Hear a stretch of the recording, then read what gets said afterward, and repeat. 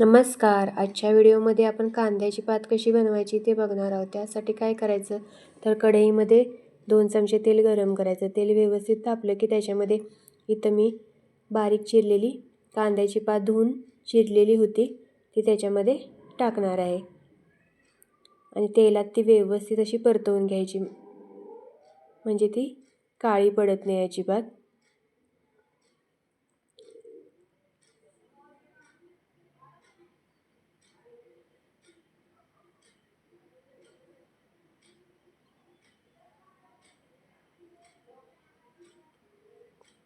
कांद्याची पात व्यवस्थित परतली की त्याच्यामध्ये आपल्याला चवीनुसार मीठ टाकायचं आहे.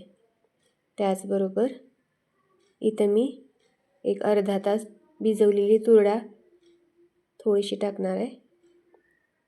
त्याचबरोबर शेंगदाण्याचा कूट, इथं मी भाजलेल्या शेंगदाण्याचा कूट 2 चमचे टाकलेला आहे.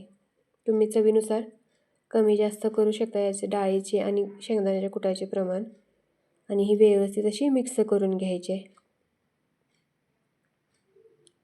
कांद्याच्या पातीला कसं स्वतःहून असं पाणी सुटतं, त्यामुळे त्याला वरून पाणी घालायची गरज नाही. त्या स्वतःच्या पाण्यातच ते व्यवस्थित अशी शिजते. आता झाकण लावून आपल्याला एक 10 मिनटं ते व्यवस्थित शिजवून घ्यायचे आहे. 10 मिनटानंतर हे बघा त्याला पाणी सुटलेलं आहे. आता हे व्यवस्थित अशी हलवून घ्यायची. आता परत त्याला झाकण लावायचं नाही, कारण त्याला परत झाकण लावलं तर ती काळी पडते. आता आपल्याला मीडियम गॅसवर यातील पाणी पूर्णपणे आटवून घ्यायचं आहे, म्हणजे ती खायला छान आणि सुटसुटीत अशी लागते.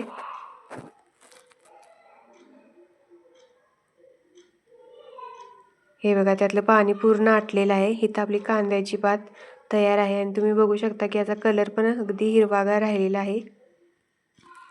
तर तुम्ही पण करून बघा आणि गरम गरम भाकरीबरोबर ही भाजी खाऊन बघा, खूप छान लागते.